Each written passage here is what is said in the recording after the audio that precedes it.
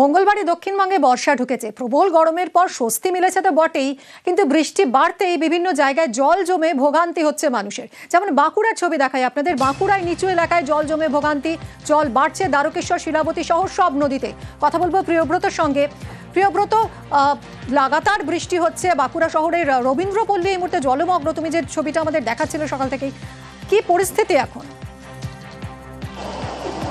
দেখো মিমি, যেটা তুমি জানো যে গত পরশু থেকে বৃষ্টিপাত হচ্ছে এবং 140 মিলিমিটার বৃষ্টিপাত হচ্ছে গত 24 ঘন্টার। এবং এই অতিরিক্ত বৃষ্টিপাতের ফলেই বাঁকুড়ার যে বিস্তীর্ণ এলাকা রয়েছে, যেখানে নিম্ন এলাকা, সেইগুলোতে কিন্তু বিস্তীর্ণ এলাকায় জল জমে গেছে। মানুষজন তারা রাস্তায় বেরোতে পারছেন না, বাড়ির বাইরে জল, বাড়ির গেটের পাশেই জল এমন রয়েছে, এবং কিন্তু বাড়ির ভেতরে কিছু কিছু অংশে জল রয়ে গেছে।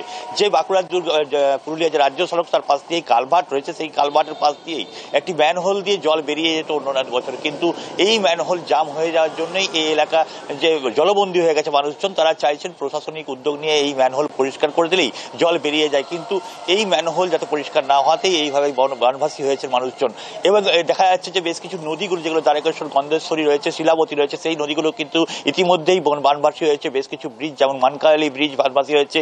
অন্যদিকে শিলাবতী নদীর উপর যে সিমলাপালের সেতু, সেই সিমলাপালের সেতু বানভাসী হয়েছে। এর ফলে বেশ কিছু ট্রাক আটকে গেছে সিমলাপাল সেতুর মধ্যেই। গতকাল সন্ধ্যের পর থেকেই সেতুগুলোতে জল বাড়তে শুরু করেছে, এবং তার ফলেই বাঁকুড়ায় যে বন্যা পরিস্থিতি, সেই পরিস্থিতি তৈরি হয়েছে। তুমি জানো এখনো পর্যন্ত কিন্তু বৃষ্টি পড়ছে। এদিকে আরামবাগে আবার ডিভিসি ছাড়া জলে বিপত্তি। আরামবাগের ছবিটা দেখাই এবার। আরামবাগে আবার ডিভিসি ছাড়া জলে বিপত্তি, ফুঁসছে মুন্ডেশ্বরী নদী। মুন্ডেশ্বরীর জলের তোড়ে বাঁশের সাঁকো ভেসে গেছে।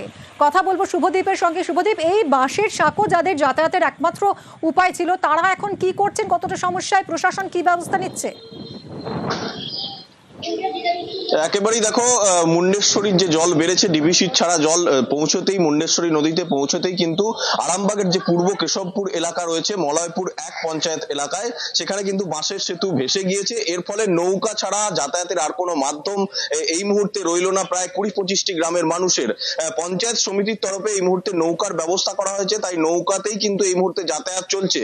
তবে জল যেভাবে বাড়ছে, নৌকাতেও যে কতক্ষণ যাতায়াত করা যাবে সে বিষয়ে কিন্তু সংশয় রয়েছে, কারণ টানা বৃষ্টি কিন্তু এখনো আরামবাগ মহকুমা জুড়েই হচ্ছে। এর ফলে মুন্ডেশ্বরী নদীর জল যেমন বাড়ছে, খানাকুলের রূপনারায়ণের জলও কিন্তু বাড়ছে। এর পাশাপাশি বাঁকুড়া, পুরুলিয়ায় তুমি জানো কন্টিনিউ যে বৃষ্টি চলছে, তার জেরে কিন্তু আরামবাগের উপর দিয়ে যাওয়া আরেকটি নদী দ্বারকেশ্বরের জলও কিন্তু এই মুহূর্তে বাড়তে শুরু করেছে। এর ফলে আরামবাগ মহকুমা জুড়ে কিন্তু বন্যার একটা ভ্রুকুটি তৈরি হয়েছে। অনেক ধন্যবাদ শুভদীপ। মজবুত যে ব্রিজটা লং বলে, এবার ঠিক মজবুত ব্রিজটা হয় না, তাই নিচু হ্যাট ছিল, কিছু পানা এসে আটকে গেছিল, আর জলটা খুব তৈরি করেই বেড়েছে। 7টা থেকে 10টা, 10:30টার মধ্যে জলটা ব্রিজের উপর। জল ছাড়ার জন্য মুন্ডেশ্বরীতে যে পূর্ব কেশবপুর, মলয়পুর এবং এইদিকের যে অংশ পশ্চিম কেশবপুর, এই যাতায়াতের যে পথ, বাঁশের সাঁকো ছিল, সেই সাঁকোটা রাতারাতি সে ভেসে চলে যায়, যার ফলে মানুষের এখন যোগাযোগ বিচ্ছিন্ন হয়েছে। কিন্তু আমরা জানতে পারার পর আমরা ওখানে নৌকোর যাতে মানুষ চলাচল করতে পারে তার সুব্যবস্থা করছি। পরবর্তী ক্ষেত্রে যাতে অসুবিধা না হয় সেদিকে আমরা নজর রেখেছি।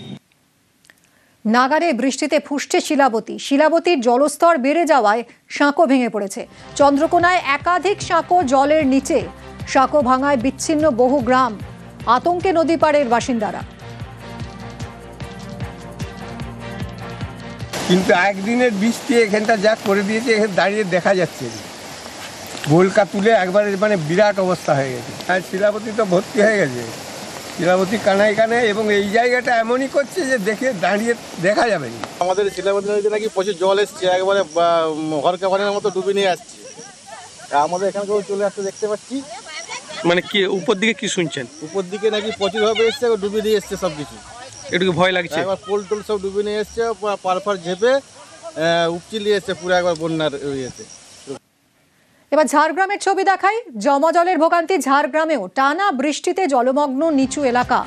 জল বাড়ছে কংসাবতী, সুবর্ণরেখা সহ সব নদীতে। টানা বৃষ্টিতে জল বেড়েছে ডুলুং নদীতে। ভৈরব বাঁকের জল উপচে থই থই গ্রাম।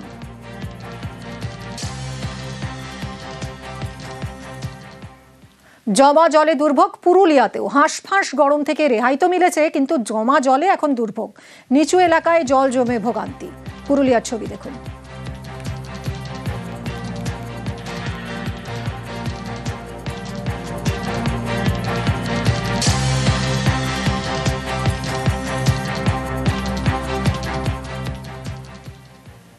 উলুবেড়িয়ার গ্রামীণ হাসপাতালে তৈরি হচ্ছে শেড, এরপরে তৈরি হবে হাসপাতালে ঢোকার রাস্তা।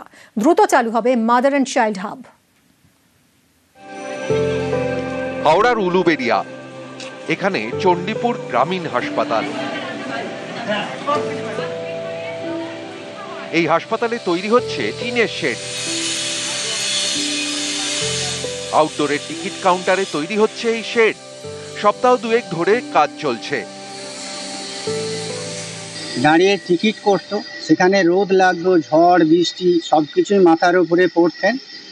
এই বেসিকলি আমাদের এইখানে জেলা পরিষদ দিয়ে তো এই যে সেটটা করছে আমাদের অনেক উপকার হচ্ছে। মেন গেট থেকে হাসপাতালের ঢোকার রাস্তা একটু বৃষ্টিতেই ডুবে যায়। এই সমস্যার সমাধানে 100 মিটার নতুন রাস্তা তৈরি করা হবে। শেড এবং রাস্তা তৈরির জন্য প্রায় 27 লক্ষ টাকা বরাদ্দ করেছে জেলা পরিষদ। এই রুরাল হসপিটাল হওয়ার পর পিডব্লিউডি থেকেও কিছু টাকা দিয়ে রিনোভেশন হচ্ছে। এর জন্য আমরা লোকাল লোক হিসাবে, সাধারণ মানুষ হিসাবে আমরা কিন্তু খুবই গর্বিত। কারণ আমরা আরও চাই এখানে আরও বিভিন্ন রকমের পরিষেবা দেওয়া হোক, সেই চেষ্টা করছি। BMOH জানিয়েছেন, উলুবেড়িয়ার এই চণ্ডীপুর গ্রামীণ হাসপাতালে দ্রুত চালু হবে মাদার এবং চাইল্ড হাব। উলুবেড়িয়া হাসপাতাল অ্যাকচুয়ালি যেহেতু মেডিকেল কলেজ, অনেকটা বড় এলাকার মায়েরা ওখানে যান, ওই হাসপাতালের ভিড়টা অনেকটাই কমবে। মানে আমাদের মায়েরা ওখানে গিয়ে লাইনে দাঁড়াতে হবে না তাদেরকে। আমাদের এখানে মেটার্নাল হাবও তৈরি হচ্ছে, যেটা খুব তাড়াতাড়ি আমরা চালু করে দিতে পারবো প্রসূতি। হাওড়া থেকে সন্তু মালিক, নিউজ 18 বাংলা। আলিপুরদুয়ারের দুটি গ্রামে দুটি নতুন রাস্তা, একটি তৈরি করছে উত্তরবঙ্গ উন্নয়ন দফতর, আরেকটি পঞ্চায়েত সমিতি।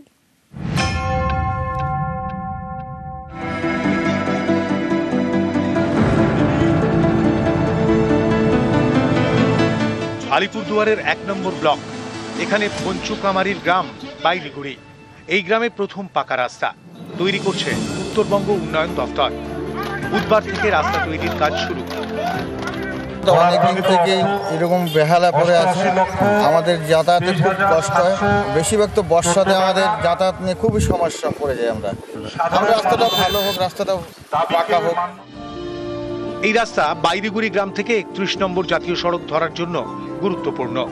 এতদিন একটু বৃষ্টিতেই এই রাস্তায় জল জমে যেত, এবার সেখানে উঁচু করে তৈরি হচ্ছে পাকা রাস্তা। স্থানীয়দের আশা, এতে জমা জলের ভোগান্তি থেকে মুক্তি মিলবে।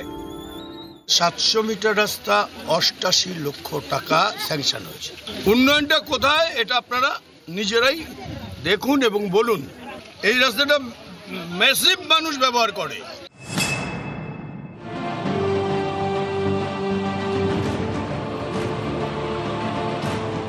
আলিপুরদুয়ার 1 নম্বর ব্লকেরই 5 কেলগুড়ি, এখানে পাকা রাস্তা ছিল, এবার কংক্রিটের রাস্তা তৈরি করছে পঞ্চায়েত সমিতি। এই 2.5 কিলোমিটার রাস্তা তৈরি হলে আলিপুরদুয়ার ফালাকাটা রাজ্য সড়কের সঙ্গে জুড়ে যাবে 5 কেলগুড়ি গ্রাম। আপনারা খুশি?